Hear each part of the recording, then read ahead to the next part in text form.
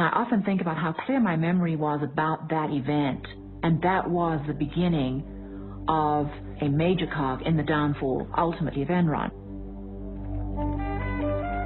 Mark-to-market accounting allowed Enron to book potential future profits on the very day a deal was signed. No matter how little cash actually came in the door, to the outside world, Enron's profits could be whatever Enron said they were. Very subjective. And very, it left it open to manipulation. And they were saying that we're going to sell power out of this power plant in 10 years for X dollars per kilowatt. And there was no way anybody could prove that they could do it. Well, hey, good Rich, morning. how are you? Finally, good great. To see you. Yeah, good to see you, Todd. Sit down. We've been working hard on this, and we've really pulled out all the stops. Look what we got. Origination. We did $20 million last year. I think we can do $120 million this year. Trading. We did $10 million last year. We think we can do 64 this year. This is the key. We're going to move from mark-to-market accounting to something I call HFV, hypothetical future value accounting. Whoa! If we do that, we can add a gazillion dollars to the bottom line. Whoa, Jeff! All right, that sounds fantastic. Oh, Jeff, thank you. That's just superb performance. And you're going to go far, my boy. Probably president of the company one day. You think so? I think. He really believed that the idea was everything, and that when you came up with an idea, you should be able to book the profits from that idea right away. Because otherwise, some lesser man was taking the profits from the idea that some greater man had come up with in the past. When Jeff Skilling applied to Harvard Business School, the professor asked him if he was smart. He replied, "I'm fucking smart." One of his favorite books was The Selfish Gene, about the ways human nature is steered by greed and competition in the service of passing on our genes. At Enron, Skilling wanted to set free the basic instincts of survival of the fittest. Jeff had a very Darwinian view of how the world worked. He was famous for saying once in Enron's early years that money was the only thing that motivated people.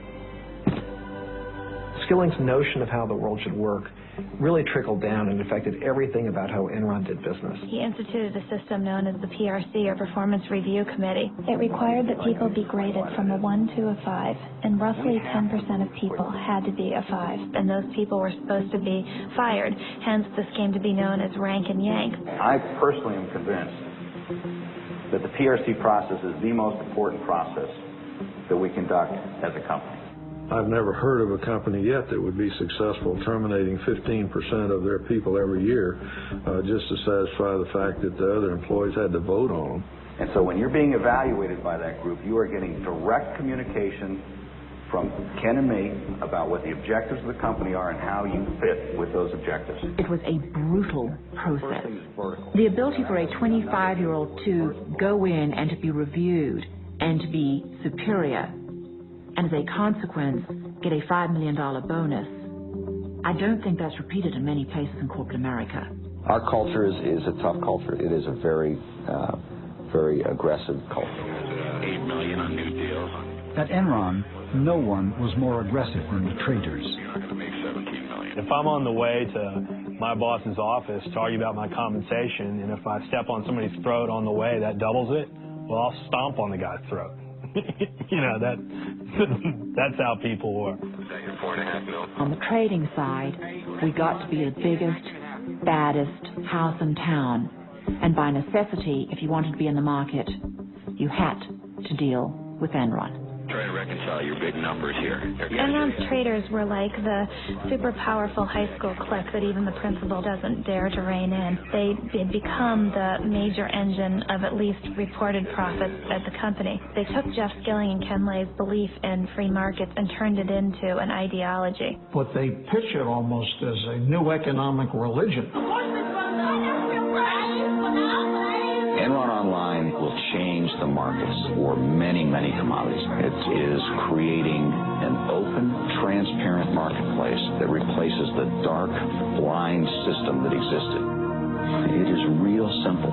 You turn on your computer, and it's right there. So that's our vision. We're trying to change the world.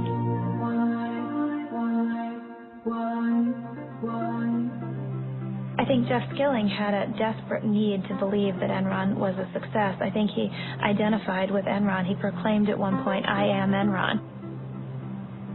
The other thing about people at Enron is a lot of them were former nerds, and including Jeff Skilling. He had been paunchy, he had big glasses, he losing his hair, and Jeff Skilling one day kind of woke up and decided to change himself. And he started working out, lost a lot of weight, but he really did remake himself through sheer will and force of personality. When Jeff got LASIK on his eyes, everybody at Enron got LASIK, so nobody was wearing glasses. I think Jeff Skilling is really a tragic figure in a classic sense of the word. He's a guy that people describe as incandescently brilliant, but he's also a guy who is radically different than he at times portrays himself. He's portrayed himself as somebody who has very tightly monitored risk. In reality, he's a gambler. He gambled away huge sums of money before he was 20 years old by making wild bets on the market. For Jeff Skilling, risk was glamorous. He was a huge risk taker. He actually talked about wanting to go on trips that were so perilous that someone could actually die.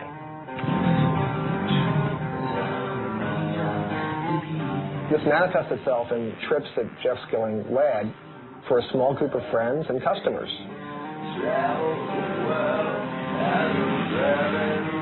A core cadre of Enron guys used to go on these wild adventures. Andy Fastow would go, Ken Rice would go. The trips were legend. You know, we can sit and think about what strange insecurities they were trying to overcome, but it made them feel good as men.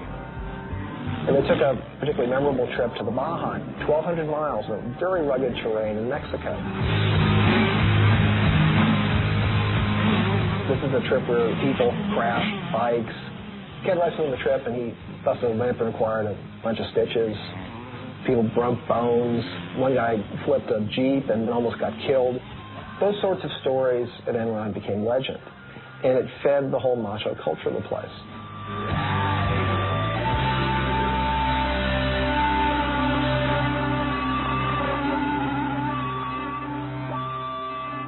Jeff Skilling had a way of describing people that he liked. He said, "I like guys with spikes." He liked somebody with something extreme about them.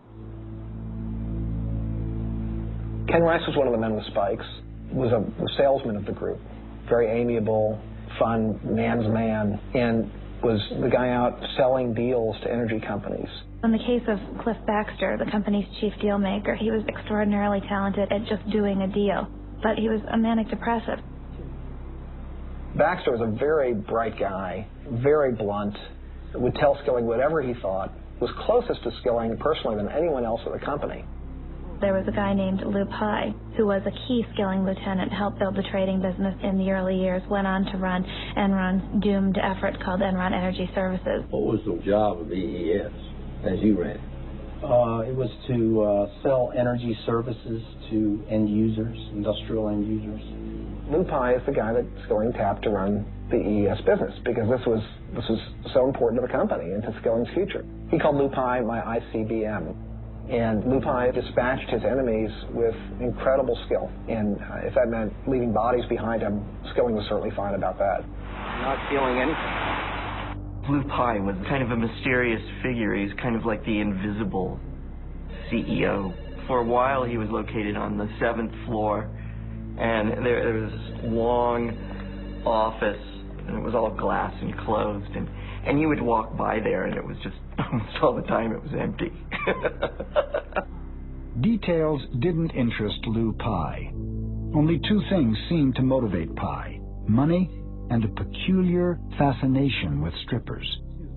For Pye, it was all about the numbers. 1, 2, 3, 4, 1, 2, 3, 4, 5, 6, 1. He was there every night after work, and he usually brought some of the traders along with him. He spent quite a lot of money there as well, much of it charged to the Enron expense accounts.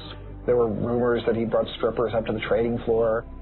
Almost everyone knew the story. The story is that because he's kind of a mild, soft-spoken, almost meek individual, that maybe the strippers didn't even believe he was the CEO.